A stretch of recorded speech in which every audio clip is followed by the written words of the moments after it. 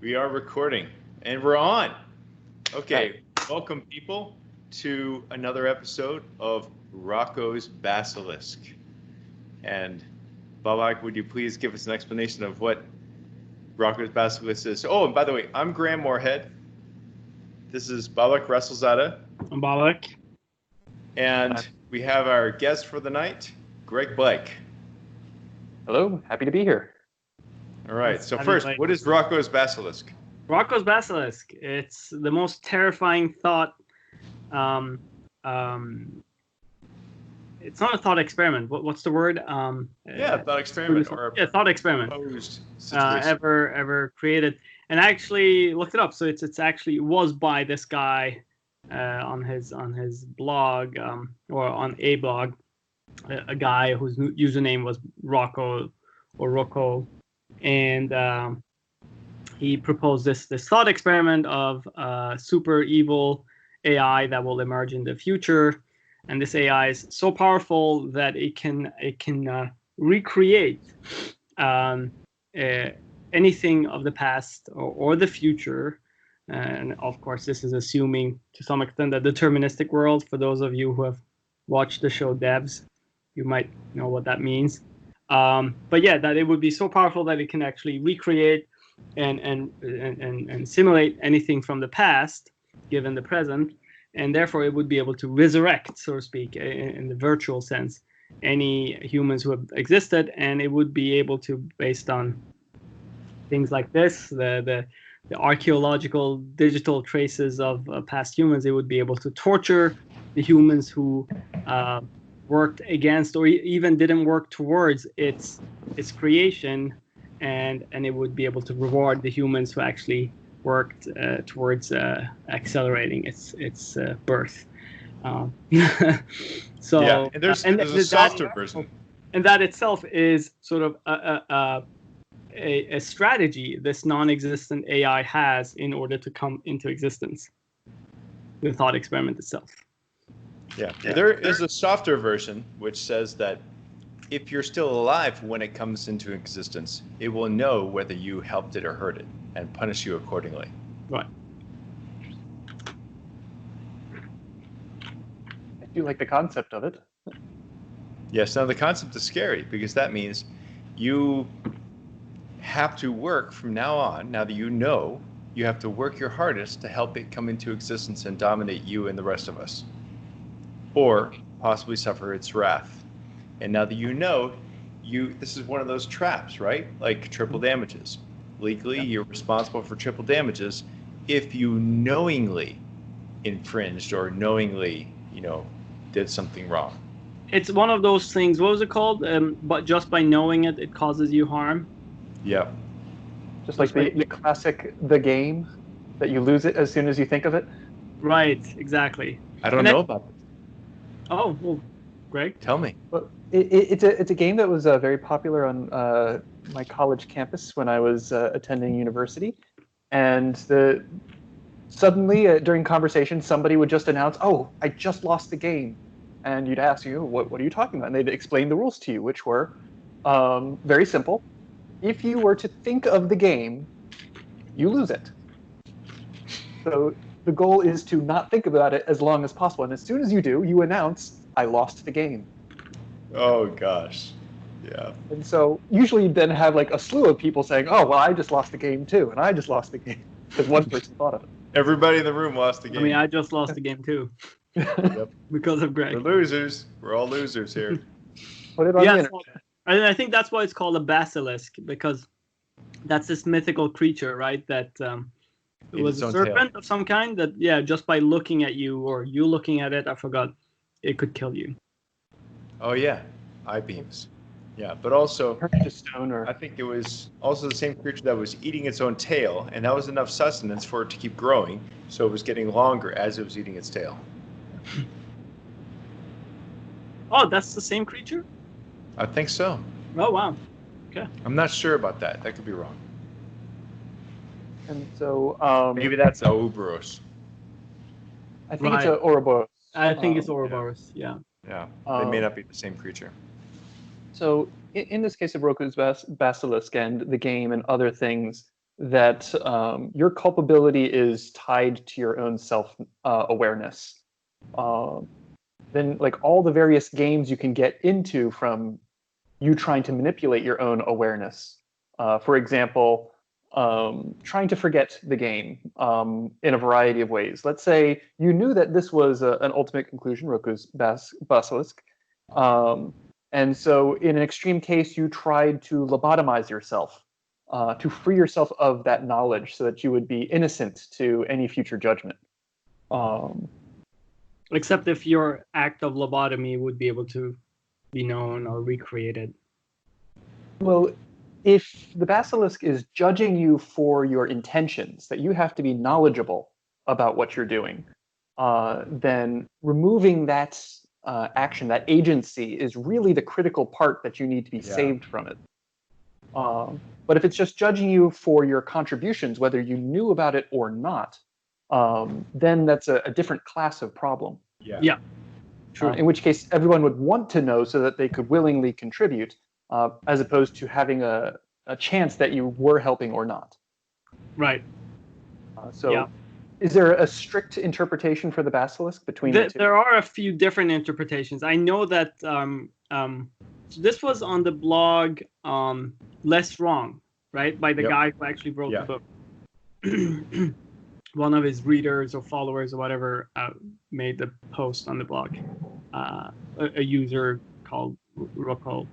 And apparently the I forgot the name of the guy, the Less Wrong guy, but apparently he very quickly removed that post and all mentions of it, any reference to it, and he basically got very paranoid about it. He was scared. He was scared, yeah. Which is irrational in the sense that, well, if it was already made, I'm sure the fact that we're all already talking about it is because there was probably screenshots, there were all sorts of other recordings of it anyway, secondary captures. So you can't, once something is out there, it can't be put back into the bottle. So yeah, so it reminds me. Your question, Greg. There's multiple interpretations of it, but all of them are kind of free floating right now on the internet, not where it originated. So it's hard to say which one's the official one.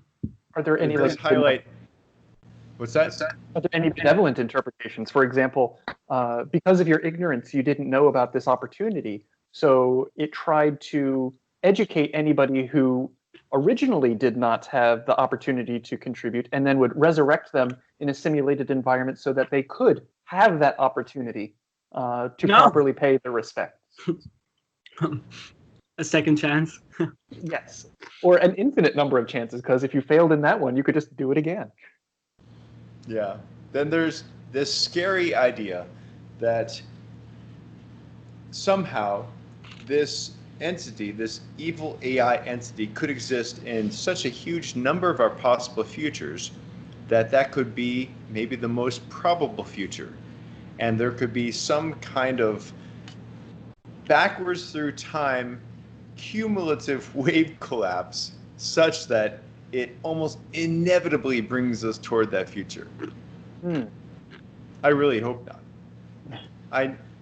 Did you guys watch the first season of Picard? I have not. You know who Picard is, right? Of course. Yes. So this is kind of a reboot. He's an old man now, but because of some circumstances, he's brought on this mission. And there's this really interesting artifact, you could say, that Romulans found in a certain part of the galaxy that the humans didn't know about.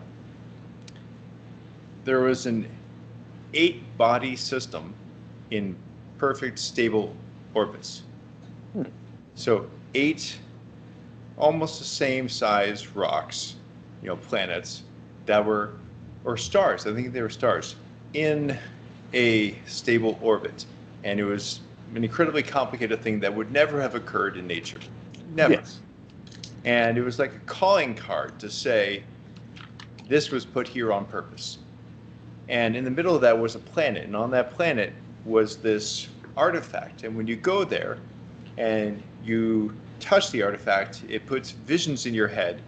And it apparently was put there by sentient artificial life at some point in the deep history of the universe. Okay. But this concept that artificial intelligence is inevitable is something that does seem to prop up in a lot of sci-fi. So, not to try to like deride the conversation with like a real deep question, but like the notions between natural intelligence and artificial intelligence, especially when talking about cosmological timescales, gets kind of blurry. Since in some senses we're just interested in self-propagating information systems, and in other cases we're really interested in that that agency that we mentioned earlier, that this thing can think for itself and act for itself. In the realm of like cosmological timescales, of course, things kind of fade over time. The ability to look into the history and see that agency, either that was intentional, in the case of Picard, you have this very stable system that would be unnatural to occur. But also to your same point, we're looking at the inevitability of this superintelligence in the future, so that it would never be avoidable. Kind of two opposites, yet still related to the notions of intelligence over very, very long timescales. So do we have like definitions that we want to work from for figuring out and teasing apart the nuance? Yes, we probably have different ones. I'd say personally, from my standpoint, intelligence and consciousness are two entirely different things. You can have a person who is totally conscious and has zero intelligence, not able to speak, not able to move, except to maybe blink their eyes and beat their heart and breathe their lungs, not able to have any what we would call cognitive abilities, but they're fully aware of what's going on in the room and how they feel and what they hear and what they touch, you know. So they're totally separate things. Okay. Maybe I would define intelligence as the ability to execute some function. You have inputs and you give some output. Whereas consciousness is there has to be some observer. And what is that observer? That's a whole conversation maybe for another day, but it is a separate topic. Okay. How about you, Babak? Yeah, I agree. It's a very it's a deep topic. Yeah,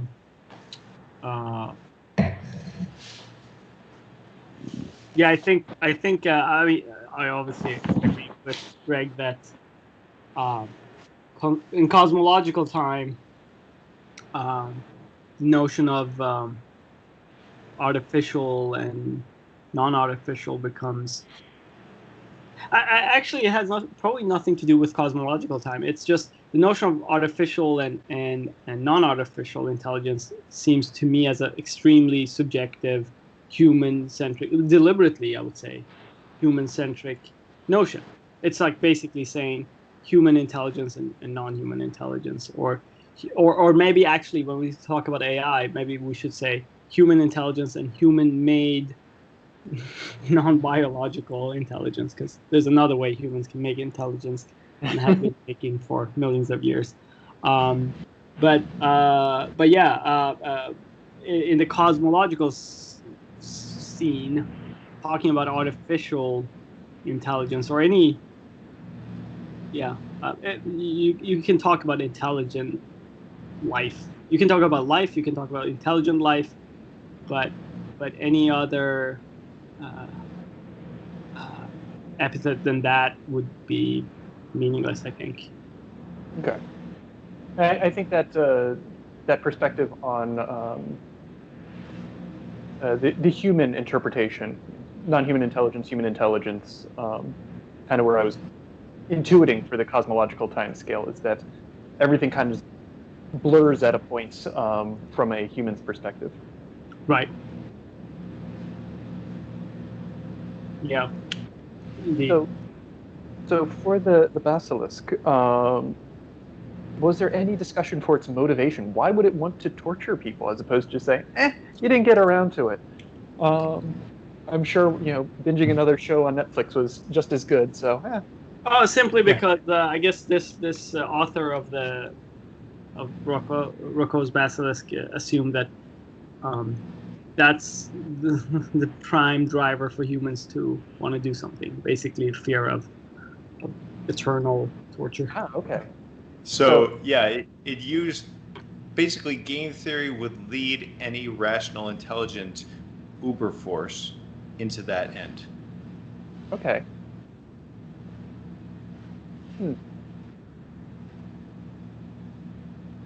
Hopefully, it's not true.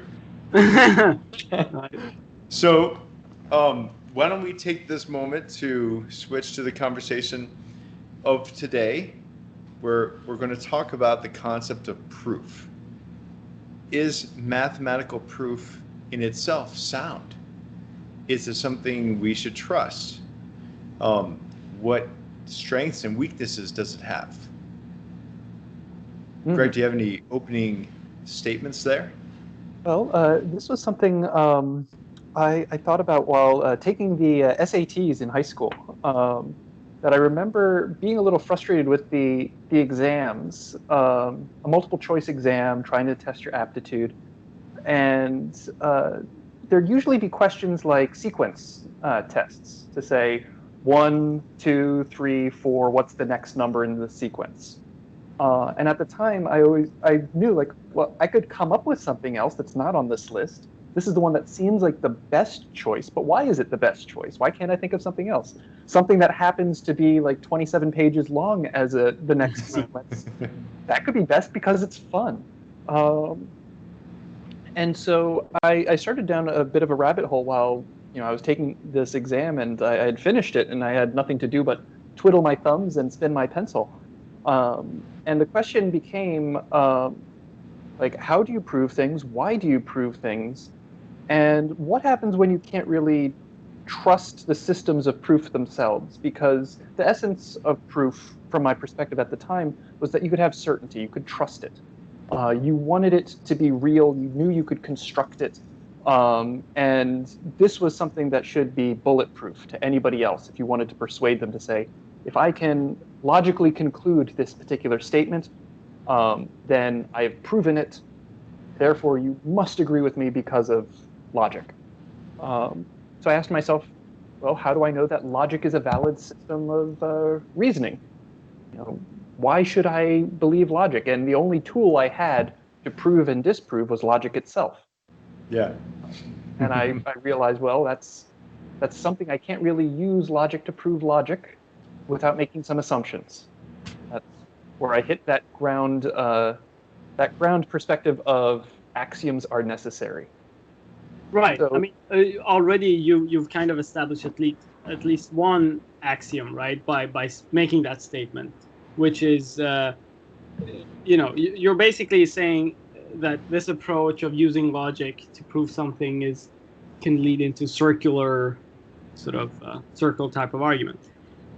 And you are, by some system of logic, claiming that this circular notion is illogical. yeah. Right? Why else would you condemn it? Or question it? So there's already, even by questioning any system, we're already adhering to an underlying system of axioms. And the interesting thought is, and this is, I guess, what even before Aristotle or Plato, Socrates was trying to get to, right? The method of how to get to fundamental truths, and you kind of just peel away until you come to the very core, and then you start from that core and you build the layers as carefully as possible. Then the question becomes, if we want to go to the very root of mathematics, I mean, in a way, isn't this what Russell and Whitehead did with their big monumental work on what the title of it, but on the fundamentals of mathematics? They were trying to build up mathematics from the ground up. Yes, right around that time, late 1800s, like 1899, people were still up in arms, like, math is broken. And David Hilbert got the Mathematical Society together, said, math is broken. these are the 23 most important problems we need to focus on. He had Yeah. a 24th, but he put it aside at the time. Yeah. But one of his most important things was we got to prove that math is complete. Yeah. And guess what? Kurt Gödel comes along and says, actually, no. I've just proven that all math is incomplete, which is a really hard thing to prove. He must be one of the smartest guys ever. But going back to Plato, they only had two ways to make sound inference: modus ponens, modus tollens. Yep. Modus ponens, basically A implies B. So if you find A, well, you got B. Modus tollens was, I found not A. Well, that means not B. Not B. Or does it? No, I found not B. I found not B, that means not A. In the 60s, they found a third: resolution. Yeah. And the three of them used together is what many of us have used for our theorem provers in grad school. I remember writing one in Lisp. And the one thing I really learned from that project was never to use Lisp ever again. Prolog. Yeah. No, he loves Prolog. Greg does. I love Prolog. I used to love it. I haven't done What do you love about it? Back when we're talking, 19 years ago, 18 years ago, when I was dabbling with it, I loved the syntax. That was one of the things I loved, because it was just, the syntax made logical sense to me, speaking of which. I think also even back then, at the early sort of stages of the internet, there was actually a Prolog community online. That I think it was on one of those Merc channels, MIRC, that I was part of, and there were Yahoo groups on Prolog. Not many on Lisp, if I recall. So yeah, I just enjoyed that. What do you like about Prolog, Greg? The fact that I could write programs that, at least to me, were meta programs, like proofs and things that seemed like AI. So Greg has tried to use this kind of stuff for natural language. Yes. So the things I like. Natural language. Yes. There's a whole lot of research in it, especially out of the Imperial College in London. And Stephen Muggleton is one that I really appreciate his work, and his work on Metagol, where it's Metagol comes from I think it was Progol, which was no, it's not Progol. I'll look it up later. But the general idea of it is that the declarative nature of Prolog as a ability to program logic is itself a structure you can reason about. And so if you can take these statements that you can use to imply new statements, as Graham just mentioned, you can then construct and layer them, search through a space of how you can arrange them as a way of machine learning, so that you can then tease out structure of examples to say, well, I'm looking at these 15 things, find me a way of constructing these elementary components that will search through this space and answer a question about them, and is able to do a lot of very interesting learning strategies.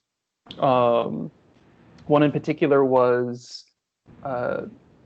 being able to invent new statements, like the ancestor statement, that right. You have a parent and a parent of a parent, then you can have a parent of a parent. And he started with grandparents and children, and the parent statement, and it was able to invent parent of parent is grandparent. A very simple example, but still able to do it. And so being able to construct the theories is the interesting part. And if you look at symbolic reasoning as a whole, and saying, okay, there's just a bunch of symbols, I'll put them together in the right order. I'll construct a language out of these. And then I will apply my computer science deciders and recognizers to say, does this language actually mean anything? Can I start with some examples and generate a language that is recognizable for these samples. And then you can build up theories from that. And it takes very few examples to come up with these patterns. And that's the real advantage where it tends to shine through, is that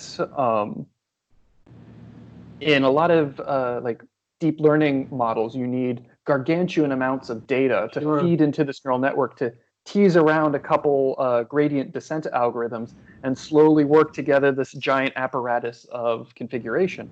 Whereas these logical models only need like 3 or 4 examples and they can learn the pattern because they're just looking at the structure.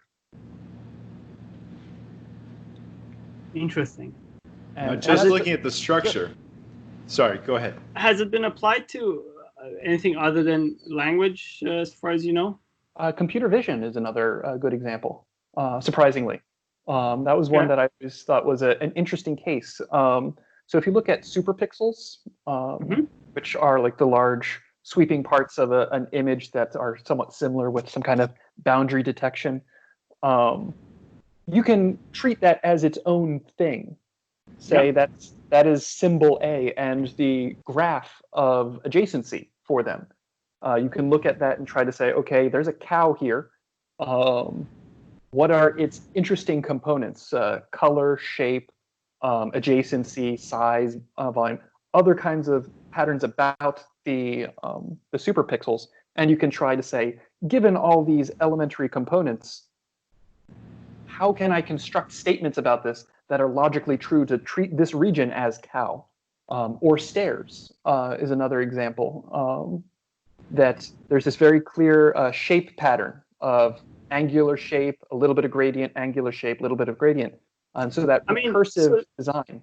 So people have, in computer vision, I did my PhD in computer vision, people have tried this approach with they haven't tried this approach. They've tried a similar approach with a method actually borrowed from computational linguistics, the bag of words method. So there used to be pre-deep learning era when I was doing my PhD. There used to be these bag of visual words approach that allowed you to whether it was with superpixels or collection of features. I usually use collection of features or features. Build bag of visual words that in a certain configuration, and that which configurations was from the training data, but in certain configurations would define a certain object and then similar features, similar, even maybe same bag of features, but in a different configuration and frequency of these words, visual words, would comprise a different object. The problem was, and I kind of see the same problem here, unless I'm misunderstanding something. The problem was that you need a lot of data to go from a very, sort of simplistic, say, side view of a car or a cow or front view of stairs to any kind of weird angle perspective on the stairs, or a cow that's sitting, or a car that's flying through the air about to hit the water. So when you get into actual real life objects in the wild type of computer vision problem, you hit that multiplicity of configurations that can occur that, at least with the bag of visual words approach, as many other computer vision approaches, could only be solved with just vast amounts of training data. So examples of these configurations. How can this approach in computer vision that you're talking about, the sort of more logical structures configuration, be solved without a vast amount of data? You do need to show it other perspectives, yes. But the advantage of the logical approaches is that since you're generating functions, you're dealing with eliminating cases that should not ever happen by saying, I am creating a logical function here rather than an approximation. And that's really where it kind of chops out a whole lot of it. Now, that function might not actually represent the thing you're trying to show. You, of course, have to tell it the right examples and have the right features there to work with, because you might just be feeding it the wrong features, in which case it might not find any useful functions. So do I understand correctly that the logic is still something a human teacher needs to program? The short answer is no. The long answer is yes. I was expecting the opposite, but interesting. It's only one character longer. Why yes? It's longer though. That's almost a dad joke. Yeah. And so, can a computer search for the thing that fits? Search for the logical statements that fit your example data? Yes, it can. Will that search happen faster if you give it the right theories? Yes, it will. Just in the same sense that we can have a computer that gives us a plan for how to generate a fusion drive. Can we do it? Sure. Just have it start iterating through every single possible bit combination, and somewhere in there it's going to be there, assuming that it's doable. Yeah, this brings up the classic debate between Chris Manning and Jan LeCun. Jan LeCun says, work from the ground up, give it no inductive bias at all. Chris Manning says, you got to give it the right inductive bias. I'm firmly in the Chris Manning camp. Oh, you are? Firmly. So, but explain that to me. How is that? Not that this ought to be the objective here, but how is that mimicking how intelligence is evolved in, let's say, a human or in the real world? Well, let's take the visual processing example that we've been talking about. There are shortcuts that our visual systems make because evolution has given us these shortcuts. These shortcuts are common in the population. They emerge, or sometimes we become aware of them in the case of optical illusions. Like when you see a triangle shape with the ends blurred out and it's just white, there's nothing connected to it, you still feel like that's a real triangle. If there is, no, I did a lot on the visual system of not just humans but primates in my dissertation. But like even those rudimentary features that exist in our embedded in our physiology, in our biology through evolution, were not created by a creator. I mean, depending on your beliefs. I don't believe they were. Good. Yeah. So however, if evolution created them, then again they were part of a learning process, a much longer learning process. Yes, you're right. Actually, that's a good point.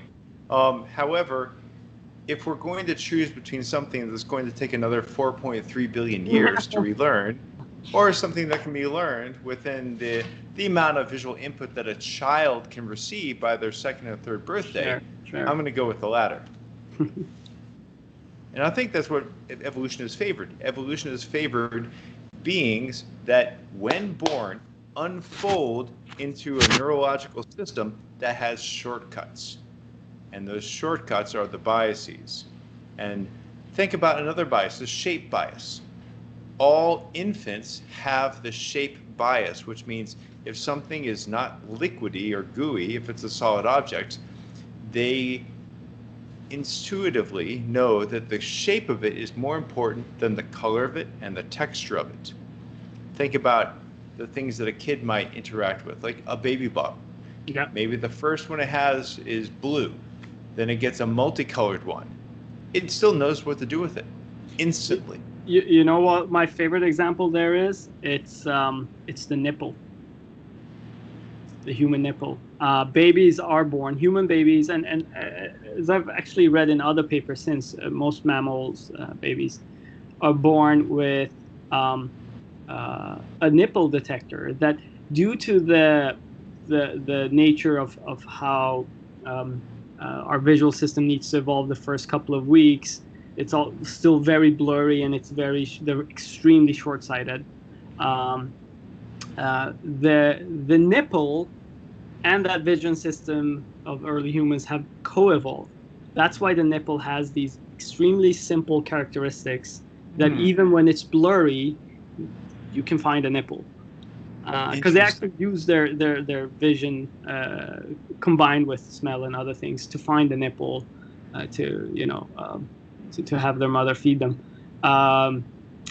And the nipple detector is built in. The neural architecture for it. It's a very simple one again that actually is robust to very blurry vision.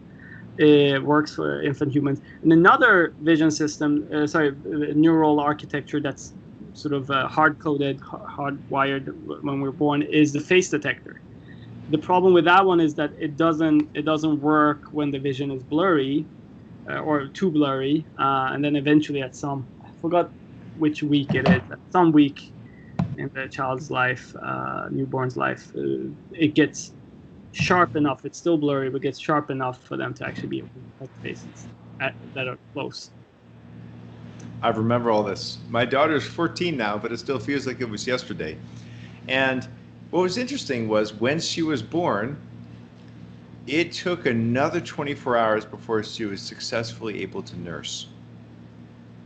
It's an effort, both mother and child working together. And you have to begin, I could tell, she was hungry, she was trying, but it's hard to figure out how to move your esophagus and your lips for the first time. It's instinctual, but it still takes effort. Yeah. It's almost like, I don't know how much you guys work with deep learning, but how some of the ResNets are built. They're all pre-trained on ImageNet, right? On millions of images on ImageNet. And then people take those ResNet 50s, ResNet 100s, and train the last mile, so to speak, with a couple of thousand images of we do it, for instance, at Arteris, my company, with medical imaging.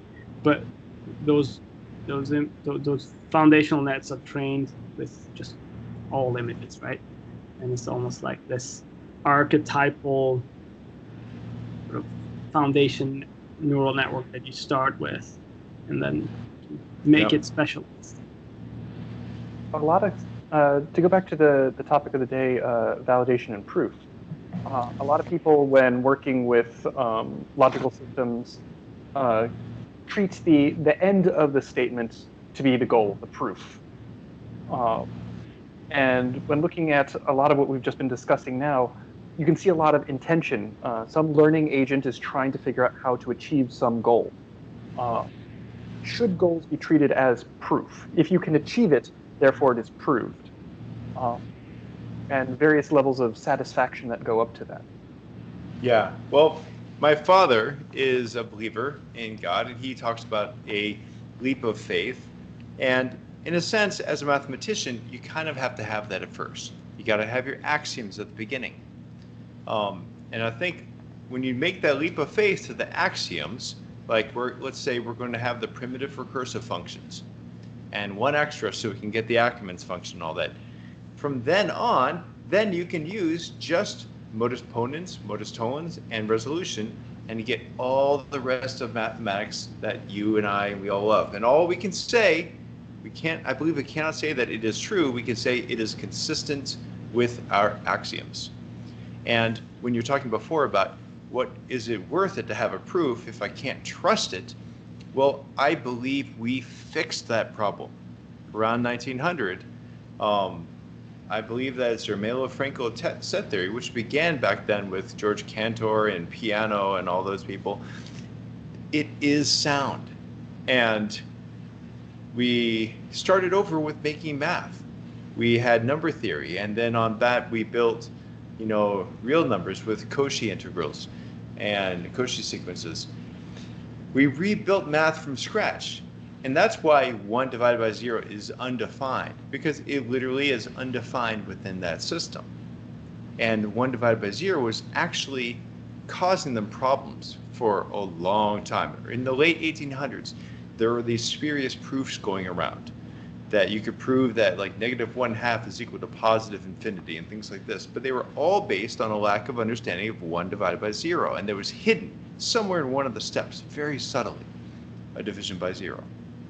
But once we stopped making that rookie mistake, and once we reconstructed math from scratch, we now have consistent mathematics, I believe.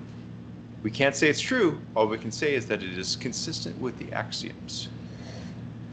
But there's a totally separate question, which is if you have a different set of self-consistent, rules emerging from different axioms, can you discover new things that you could not with the first set? And this brings me to the topic of homotype and category theory, which is a competitor to Zermelo-Fraenkel's set theory. Zermelo-Fraenkel's, yeah. Yes. Greg, do you want to jump in on that? Not yet. I'm kind of curious where you're going with this at the moment. So okay, all I was going with this is that I believe now that we have truly sound logic. Sound is, of course, a word that humans came up with, so take it that for what it's worth. But if I were to step back one step even further and be meta above this, I would say that there are different ways to discover things that find truth in the world. And the scientific method, in conjunction with logic, have been very successful. They've enabled us to walk on the moon and create computers and have this discussion right now. And all these wonderful new truths that we keep discovering each year depend on those skills, those adaptations of developing the scientific method and logic. What's the ultimate proof that an approach, a method, a methodology to uncover truths is a good? I think we will never know. I think that, for instance, I said the good one deliberately because I didn't want to say the one or the correct one. Correct. Good meaning it's sufficiently good. Yeah. Is there any way we can, how do we assess? I mean, I guess you partially already answered that, by saying, I believe we have something technological progress, ability to predict the future, right? Ability to make the condition of life better.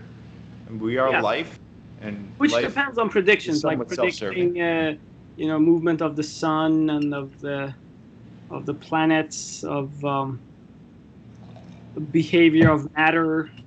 Prediction goes treat it in a certain way. It's all prediction, right? I know if I build this bridge in this certain way with this material, it's going to hold this kind of load.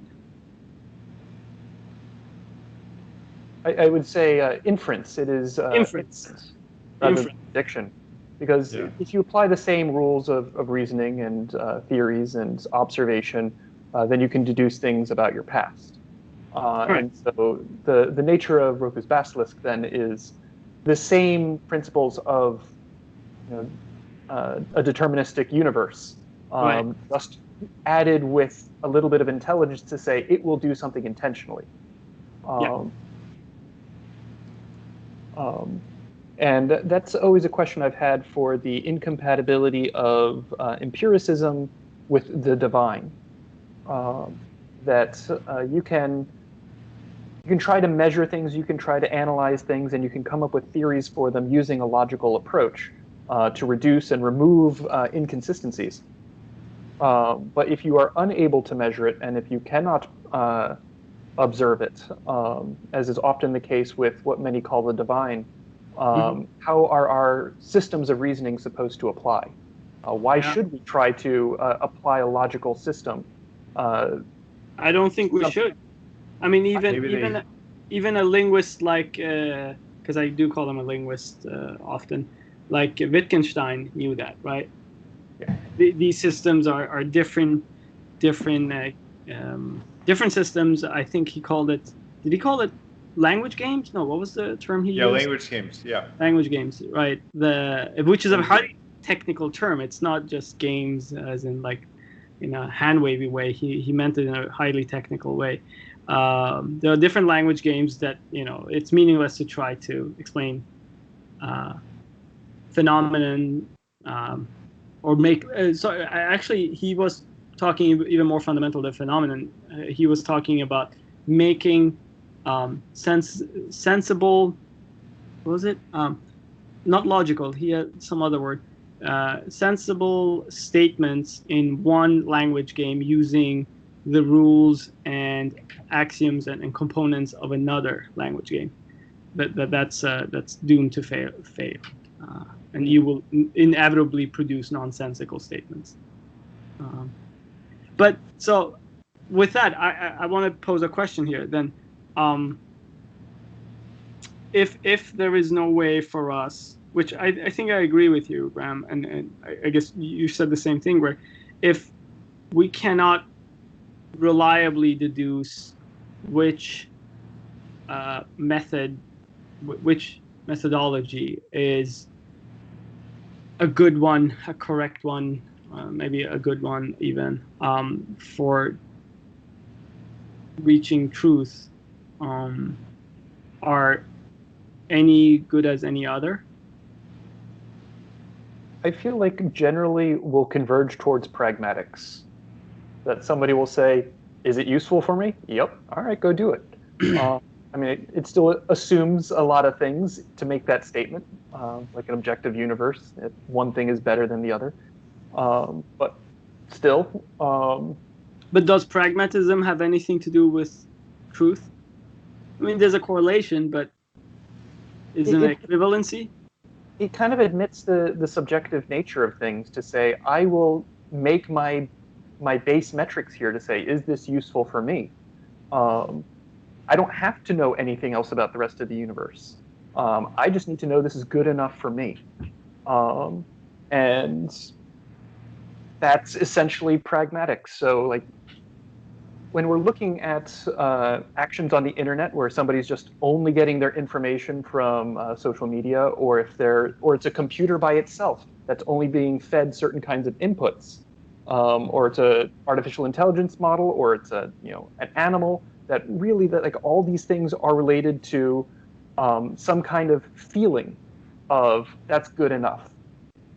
And in the case of a computer system, it's usually defined by a programmer and it's given to it. In the case of human beings, we kind of assume that there's some kind of genetic component, like finding a nipple earlier, that there's that nature versus nurture or debate. But we kind of assume that it's there, and that those feelings to say like, that banana split looks delicious. That where did that feeling come from? Where did that will come from? That intention, and that will usually push somebody to say something. Well, it's more useful for me to sleep in on Sundays, or it's more useful to me to go jogging every afternoon. Is that going to lead you towards a greater truth? Maybe not, but it might reduce the amount of energy and effort it takes to go do something that you want to do. And when you have something that you want to do, that's kind of a goal that you just need to get there. And if you get there, you're kind of convinced that you've proven that, yeah, that's good enough. Right. Okay, Greg. So ultimately, our search for truth is very locally optimized. To 8 billion different people. Yeah. So, yeah. Greg, I want you to tell him the story about the spoons and efficiency. The matrix spoon bending. No. Maybe not that. Uri Geller? Was that his name? Uri Geller, yeah. But this is different. Sorry, I know. Well, if I'm remembering correctly, then we're talking about energy every day to go do things. And one of the popular ways of talking about that these days is, how many spoons do you have? That when you go out and do something, let's say you want to go buy something from the grocery store, and you go there, you have to interact with other people, pull some money out of your wallet, which you worked hard to get. So like buying a candy bar, let's say you're very poor, might take a lot of energy to do. You're like, I don't want to part with that money. So it takes some emotional energy. Whereas if it's something that you really love, and that candy bar will make you very happy, maybe it will give you some energy. So people talk about that emotional energy as spoons. Spoons, interesting. And so if you one popular things to say these days is when you're having a bad day or you have some other circumstances that just takes a lot of energy from you as the day goes on, you just run out of spoons and eventually you kind of don't have the energy to deal with some problems anymore. You can just tell somebody, hey, I'm out of spoons here. And the I had expectation no idea. Why is have to I missed understand it? that like don't ask anything more of me. I've got nothing left. Is it a to give. millennial thing? Is that why I've missed it? I think so.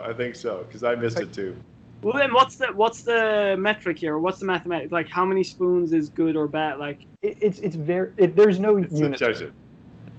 Like a unit is a spoon, and it's really just to Yeah. say, oh, that took a lot of spoons. I'm out of spoons, or Yeah. like okay, so it's it's more Yeah. like one. But it's how a lot of indigenous tribes have counting. The counting systems are usually 1, 2, and many. They don't really count more than 2. But I would say it also maps perfectly onto the behavioral economics research on limited willpower. Yes. And when you're doing a new task that you don't know very well, that takes a lot more effort than doing that same task 10 years later when you're an expert.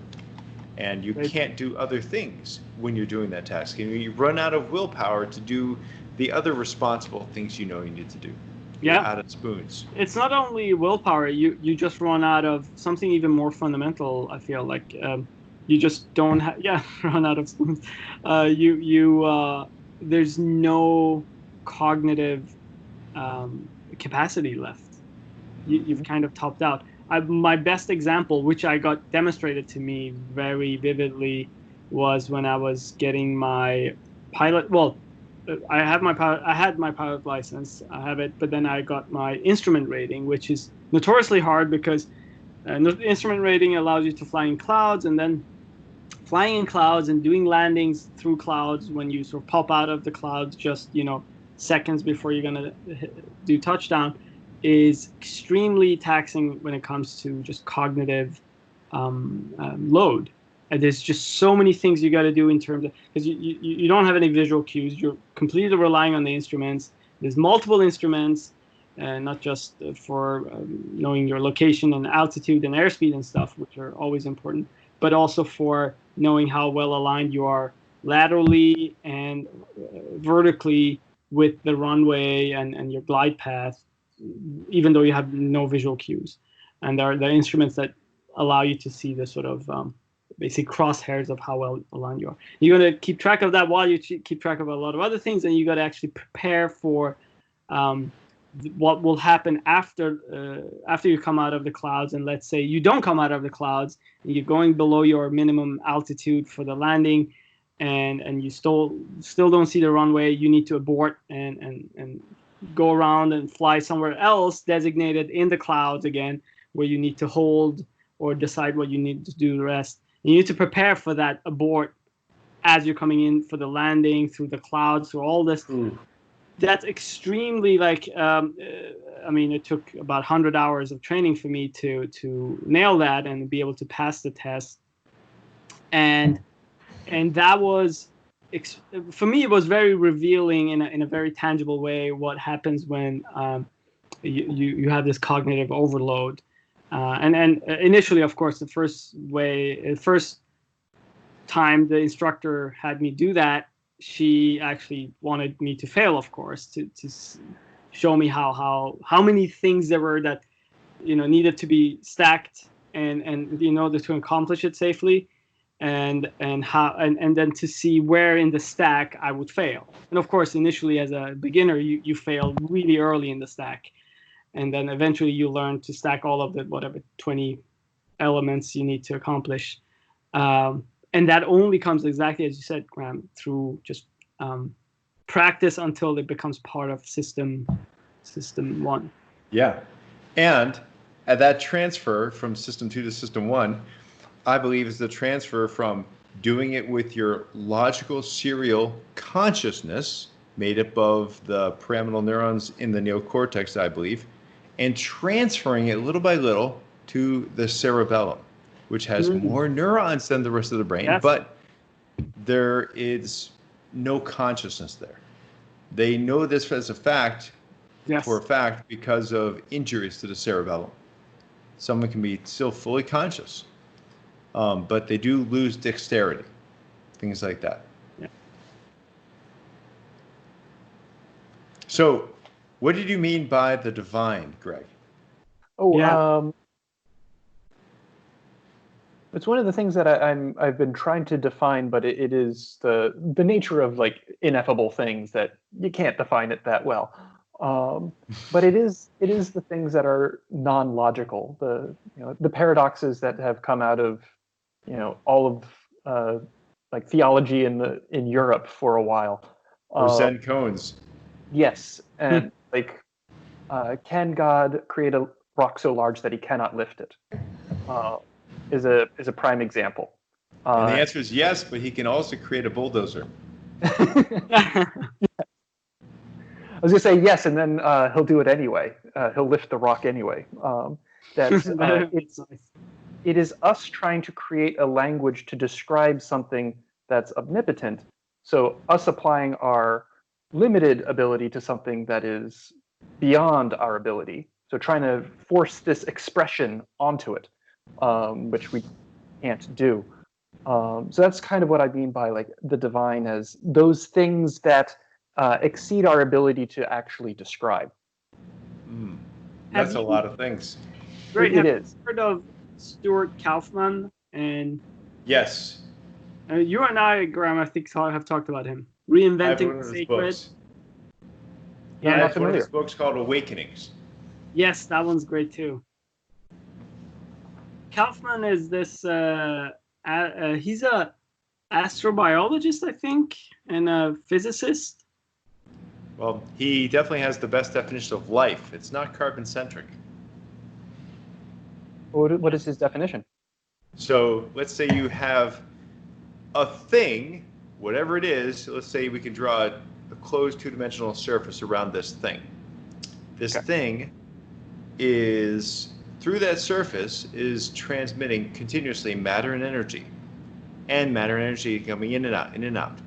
And the stuff, whatever it is inside that surface, is capable of executing a full thermodynamic cycle and does not increase in entropy. So it is metabolizing that matter and energy in some way, and it itself Without is increasing not, entropy is important. without increasing entropy. Of course, the universe increases in entropy. Exactly. But whatever is inside this thing is able to eject that increase in entropy.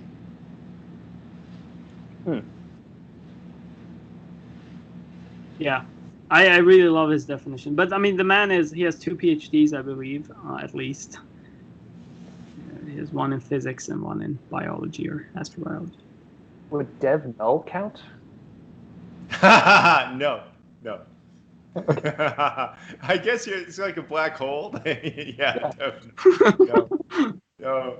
I think that there has to be a way to compute the order, or the lack of entropy, whatever the entropy is inside of Dev Null.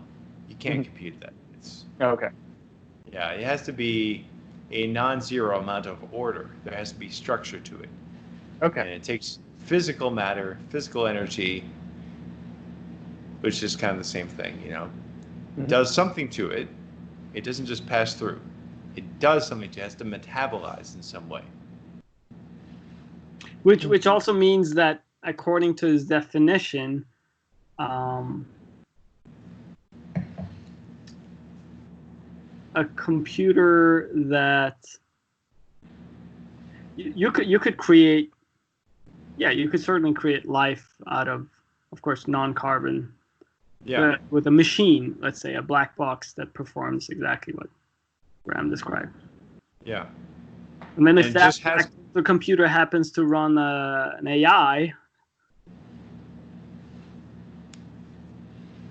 that would be intelligent life. Maybe not conscious life, but intelligent life. But yeah, check out Stuart Kaufman.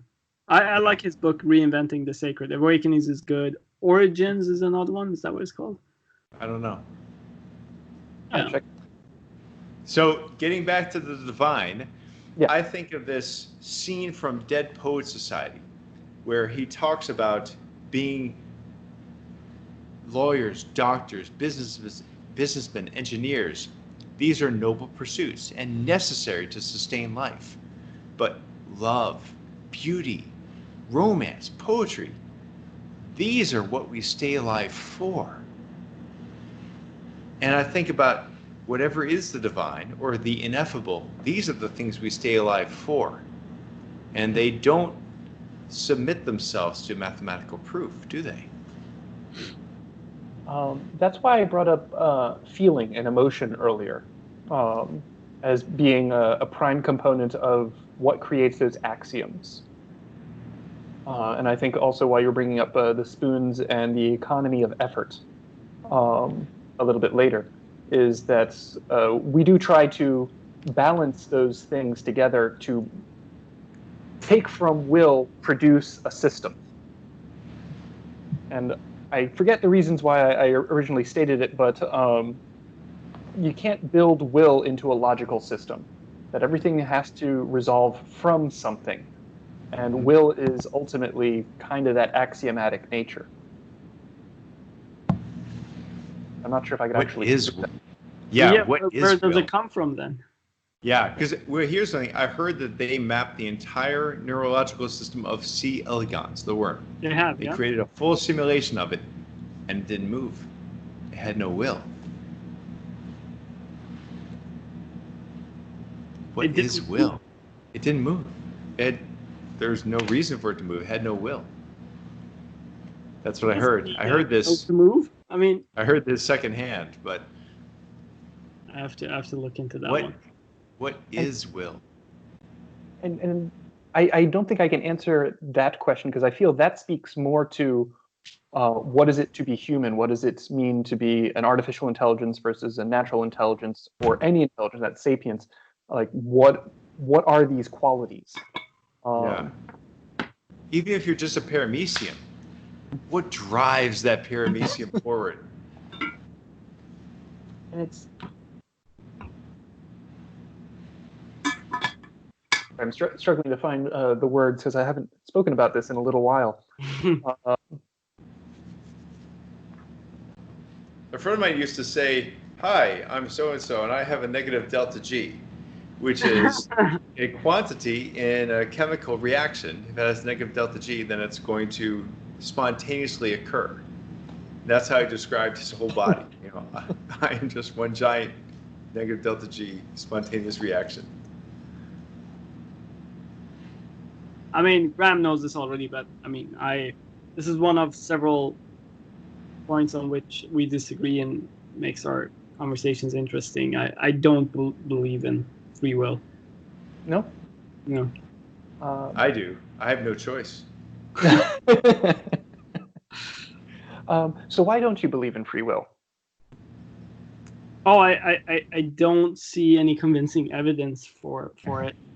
Nor do I really even understand, without invoking, such axioms as God and other things. I don't really even see an explanation for it. Any explanation for free will would have to be outside of the realm of physical reality for me, at least, to qualify it as something that can be labeled free, truly free will. And if it's outside of realm of physical reality, then the question becomes, doesn't mean it doesn't exist.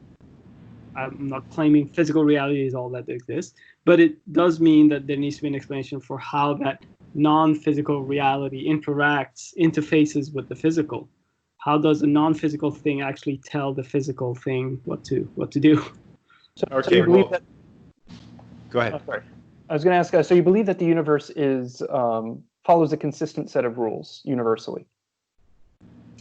At any given point in time, yeah. Okay. It's not the same rules always. I don't think it necessarily is the case. The rules might evolve themselves. Mm-hmm. But even if they do, they will probably evolve according to some higher rules that are. So yeah, I guess, yeah, the answer to your question simply is yes, they do. Okay. All right. There's the just by the basic tautology, the universe is either deterministic or it's not. Right.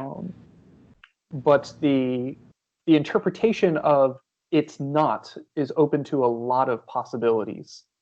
Like, very contrived. The universe is not doesn't follow deterministic rules solely within the scope of a human cranium. Why? Who knows? It's inconsistent, but it's possible with that particular logical statement. Yes. But you're assuming I don't believe in a deterministic universe. What do you believe? I do believe in a deterministic universe. You believe in determinism. Yes. What about quantum mechanics? Well, I think it's misunderstood. I mean, even Dirac and Planck and a lot of the other fathers of quantum mechanics claim that no, we're the interpreters of these models are taking it too far. This is incomplete. We haven't really understood what's going on here. We have a set of observations that really indicate. I mean, Schrödinger, when he proposed Schrödinger's cat as a thought experiment, was trying to exactly claim this, that this is ridiculous. We need to get a bit further before we. But modern physicists and men and women of less cognitive greatness in physics and elsewhere took it further. Didn't take it further. They just ran with it, with this half-baked theory, even though the creators, the greater minds behind those theories, tried to warn them and say, wait a minute, these theories are half-baked. Don't run with them. And here we are. That's what I believe. So for that feeling towards determinism, because of course we could say in a non-deterministic universe, as I said, random things can happen within the space of a human cranium just because. But the belief that the universe is deterministic really serves a purpose of giving you that sense of control over what will happen. That your choices, even though they are decided ahead of time, will lead to a particular outcome. You will act on it and then do something. No, I agree that there are subjective, very human-centric biases to wanting to, for some people, wanting to believe in determinism. And I don't deny that I might have those biases, even if I claim I don't. But that doesn't make it wrong. It doesn't mean I'm wrong just because I subjectively want it to be right. That's not where I was going with it. I wasn't going to try to prove you right or wrong with it. I was just trying to illustrate the thought experiment that it's essentially reduces to the same problem I had while taking the SATs of why can I prove logic for myself? Can I prove determinism for myself? It's still founded on empiricism, which assumes the objective universe and all those things, which you still aren't going to get down to some logical construct. So in the end, to my earlier point, we mostly turn towards pragmatics to say, well, I kind of want to do these things, and this is what seems right to me, so I will converge on it. And that's why that particular thesis is we trend towards pragmatics. Very true. Very true. No, I don't deny that, for sure. Maybe the most pragmatic thing is to just say, I believe something, and then go with it and see how it works. If it works, it works. Mm-hmm. In which case, we kind of have that empirical, scientific attitude. Shoot, I lost where my thought was going to go. But yes. Well, okay, so it works. Coles was really go ahead. And so that nature of getting to where you want to be, that prediction, that inference to get somewhere. The goal, the verification, did you actually do it? Did you compromise? Did you change your goals? There are plenty of other things to ask questions about. But when you got to the end, was that good enough? Did you prove to yourself that you could do it? And can you do it again? And that's why I feel like proof and all those things gravitate towards pragmatics. Yes. And that as long as it's good enough for you to be convinced, therefore you have proven it. Otherwise, you will never be convinced. That's why I think we run into a lot of problems. Oh, no, wait. Are we approaching something like all truth is subjective? No. A little bit. I think what we're saying you have is your that facts, I have mine. yeah, I think what we're really saying is that there exist multiple self-consistent worldviews that lead to a relatively good life. And I call that the mutually subjective universe. Yes. And I feel like that's where I was just going with, I was about to say things about why we run into problems on social media. And I thought that this was like an interesting time because I did a lot of navel gazing as a kid for like, well, if I know this and you know that, we'll never see the same thing. You see what you see as pink, I see as purple. But fundamentally, that's what we're dealing with in these environments. That information's coming in. People are seeing things in particular ways, and it is that cybernetic issue of we don't know. And I feel this is what gives rise to language. Is that I have my subjective universe, you have your subjective universe. Let's negotiate over what we mean about things. And then I need to verify you understand me, you need to verify that I understand you, and eventually we'll converge on a new form of pragmatics, again to that economy of effort that we were talking about with spoons and discussion earlier is, will balance out because it's going to take more effort for me to convince you. Like if I have a perspective that you've never heard of, certainly in conversations these days, issues of privilege is a common theme of you do not understand my side. This is how it's been all the time for you. This is how it's been all the time for me. You just can't understand. And people get exhausted talking about that. It's hard to get that concept across. Yeah. So it eats up those spoons. And so negotiating over these things to get that meaning across, eventually you come to some equilibrium in your groups to say, here's an effective way of communicating about this idea. The word privilege itself, as it's used in our modern vernacular, kind of shot out of that to say like, oh yeah, it's that thing. Now I have this convenient term that everyone kind of understands and accepts. Oh, it's that thing. And it lowers the energy necessary to get that idea across. So is what you're saying that the more people that are kind of in on what a term means, the more precise its definition becomes? Because I've always been under the opinion, or maybe under the impression, that actually the more people that sort of weigh in and want to reach consensus on what a newly introduced term means, the more vague and nebulous this definition becomes, and because it needs to encompass so many different perspectives of what that actually means, that thing is. So I don't believe that population plays into that. It can, but I don't believe that it's necessarily so. For example, to your point of nebulous, the word love or hate, wildly many different definitions. Just ask John Denver and I can't think of his name, the one opera singer. Forgot his name. Yeah. Pavarotti? Right. Yes, Pavarotti. That like love is very difficult to define. Whereas take another word, one or two, very easy to define. Everyone knows it and very easy to work with. That it comes down to the pragmatics. And like, how are you using it? In the case of counting, it's usually pretty easy to verify that somebody means the same thing as you. Whereas things like love, you kind of have many different interpretations and desires, wants, wills to inform that meaning exchange with somebody else.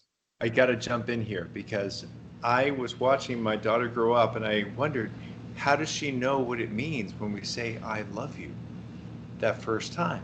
Right. I mean, the first time she actually understood it, I don't know when that was, but When she was like 1.5, she could say it back. And I believe that she knew what it meant by then. And she was saying it authentically.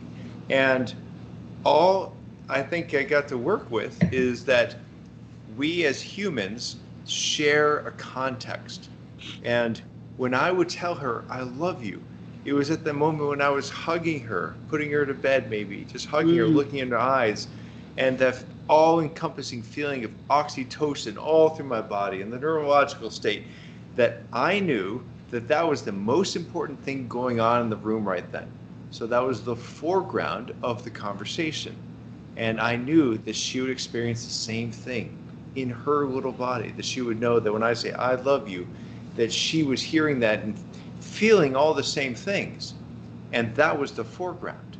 So that must be what I meant when I said the phonemes love. That's actually a beautiful thing to maybe wrap things up on this episode of Rocco's Basilisk. I've truly enjoyed this. This is awesome. What an amazing guest you brought, Ram. Look forward to having you back, Greg. Yeah, definitely looking forward to having you back. Thank you very much for having me. I enjoyed talking with both of you. Likewise. Awesome. Thank you, everybody, for watching, all our millions of viewers. And thank you to Elon Musk for sending us those free Tesla trucks. Oh, yeah, definitely. Thank you for those. Thank you, guys. Good night. Thank you.